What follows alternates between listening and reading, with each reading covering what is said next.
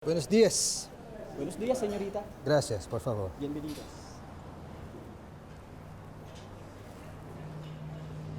Sinasabi ko na nga at dito ko lamang kayo matatagpuan. Crisostomo Ibarra, mi amigo.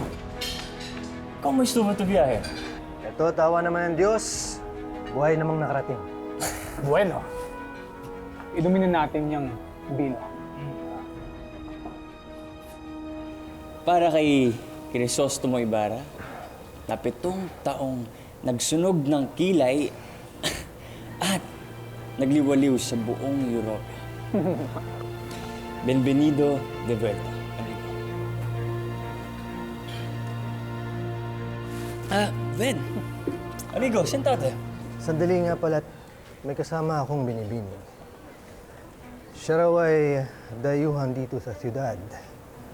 Kasama ang palad ay hindi pa raw nanananghalian ng pobresita. Isang mestiza, isang lay. Isang magandang dilag. Amigo, kaya pala ibig mong tulungan. Tama na muna ang tuksuhan. Iwasan natin kumalat baka umabot sa aking nobya. Bueno, binibini. Maupo ka na at mamili ka na ng ibig mong panakilian. Servidor, dalan siya ng karta, por favor.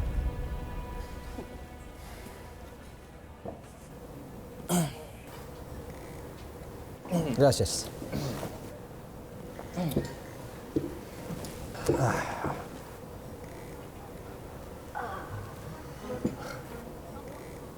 Binibini, tila yata nagkakamali kayo.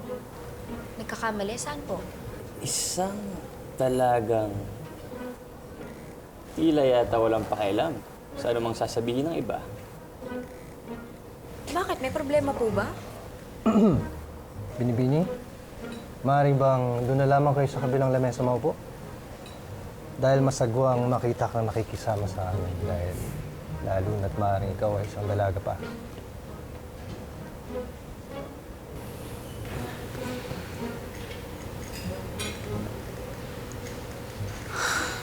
Oo nga pala.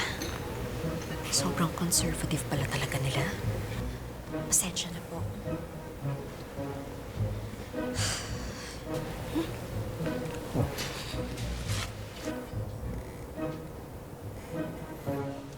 Salamat.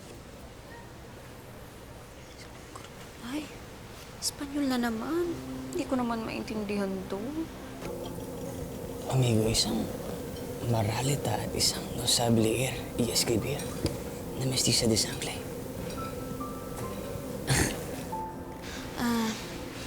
Bigyan mo na lang ako ng kanin at ulam. Kahit ano. Perdóneme, dulutan na lamang siya na pollo de adobado. Por favor. Sí, señor.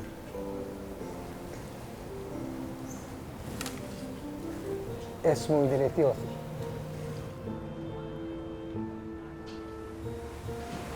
Kaya yung in-order niya.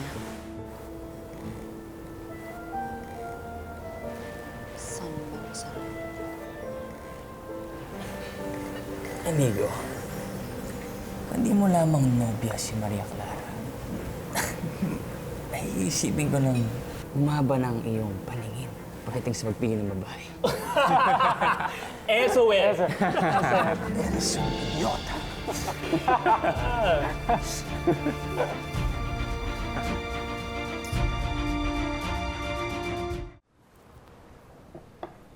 Disfrute su comida, señorita. Salamat.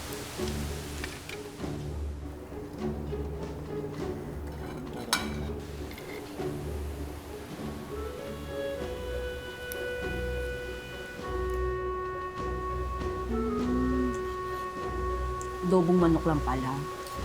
Iba lang yung tawag niya. Malayo na talaga ang narating ng Europa sa siyensya at literatura at pagtanggap at apresasyon sa kanilang sining at kultura. Lalong-lalo na sa edukasyon. Alam niyo bang sa Universidad ng De Londres ay nagkakaloob na sila ng titulo o degree para sa mga kababaihan? Ang mga kababaihan ng Europa, tila sila may yuming mga bulaklak na sarap pitasin. Ngunit mga amigo, magiging simtalino nila ang mga ombres. Di yata tila magiging isang malaking kapurusan ito sa atin. Tienes razon, amigo. Pagkat ang babaeng masunurin at tahimik ay biyaya ng langit. Ngunit, ang babaeng nagtapos sa universidad ay tila yatang magiging sakit lamang sa ulo ng mga lalaki. Di ba? Si, eso eh.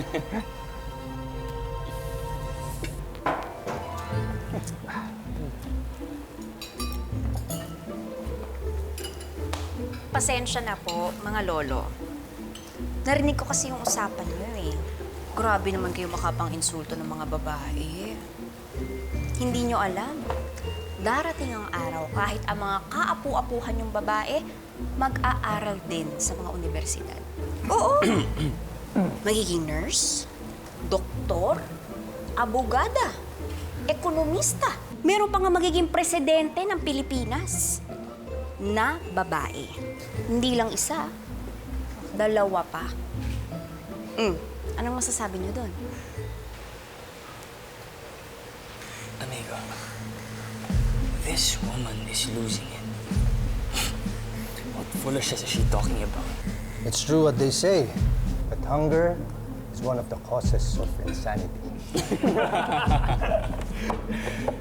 Si. I beg your pardon. I'm just stating a fact that intelligence has nothing to do with one's gender. And that everyone, and I mean everyone, men, women, children, even the rich and the poor, everyone has that basic human right to education. Madre mia, Binibini. Di yata't malawak ang iyong kabatiran sa wikang Angles. Oh, but of course. Ano ba ang akala nyo? Kayo lang ang anak ng Diyos. Estoy sorprendido. Paano kung natutong magsalita ng wikang Ingles? Na hindi pa laganap at hindi pa naituturo dito sa Las Pilipinas. Binibini, ikaw ba ay nakapaglakbay o nag-aaral sa Londres o sa Amerika? Kung kaya't maalam ka sa kanilang wika? O, edi ngayon, super tanong kayo. Hindi. Sa PLM lang. Pero wag nyo nang itanong kung saan yon kasi baka kayo ang masiraan ng bait. Haba pa yung kwento natin eh. Hindi pa ako tapos kumain. Sige na, enjoy your meal. Medyo mabawang.